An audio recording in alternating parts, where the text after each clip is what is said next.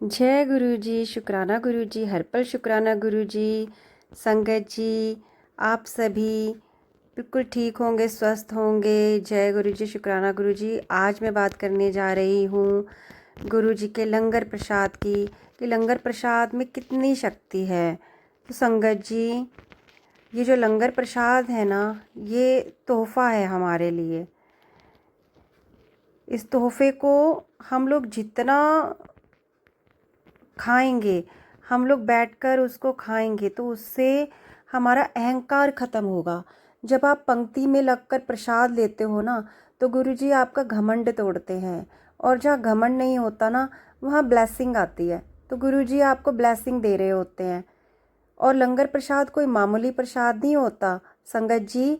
गुरुजी ने कहा था, जिसने मेरा एक निवाला भी खा लिया, उसके 84 लाख योनियों के कर्म कट गए।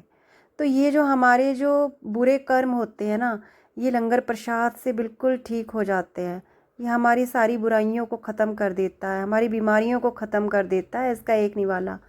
ये रोटी नहीं होती, ये दवा है, ये ब्लेसिंग है। ये बीमारी, टेंशन, कर्ज सबको ख़त्म कर देता है। और सेवा करने से हमको क्या मिलता है?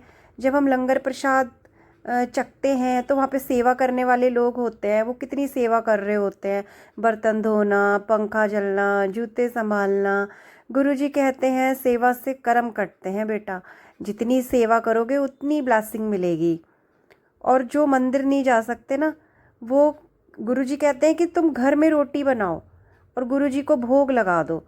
तो गुरुजी वहाँ पे भी आपका भोग स्वीकार करेंगे और आपका जो घर में खाना बन रहा होता है ना, वो प्रसाद बन जाएगा, है ना।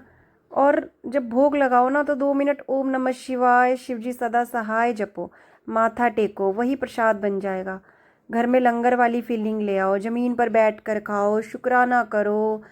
जय गुरु जी, शुक्राना गुरु जी, अनंतम अनंतम शुक्राना गुरु जी। देखो इसके बाद संगत जी, शिकायतें बंद हो जाएंगी, शुक्राना ही शुक्राना शुरू हो जाएगा।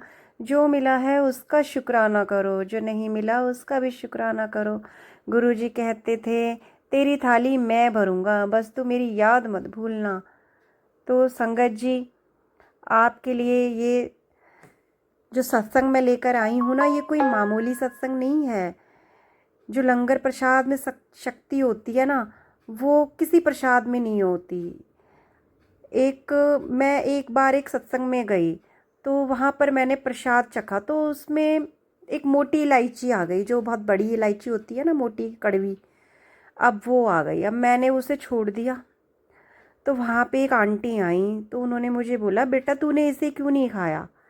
मैंने बोला, ये इलायची तो बहुत गले में लगेगी, इतनी तीखी होती है, कड़वी होती है।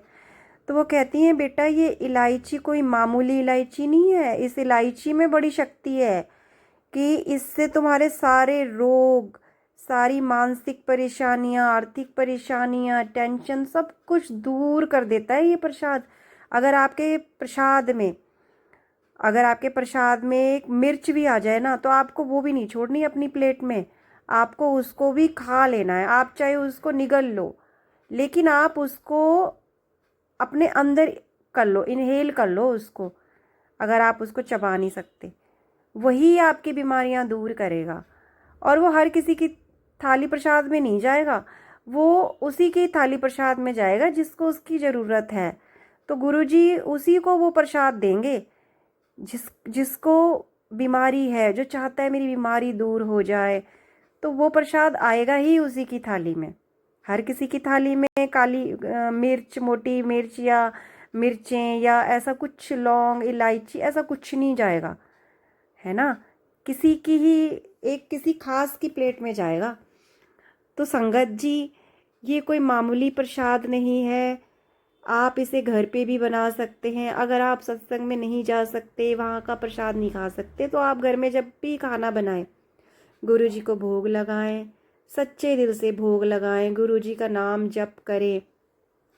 उसके बाद ही आप अपना जो है प्रसाद नीचे ज़मीन पर बैठकर, आसन बिछाकर आप उस पे खाएंगे, तो आपके सारे रोग दूर हो जाएंगे।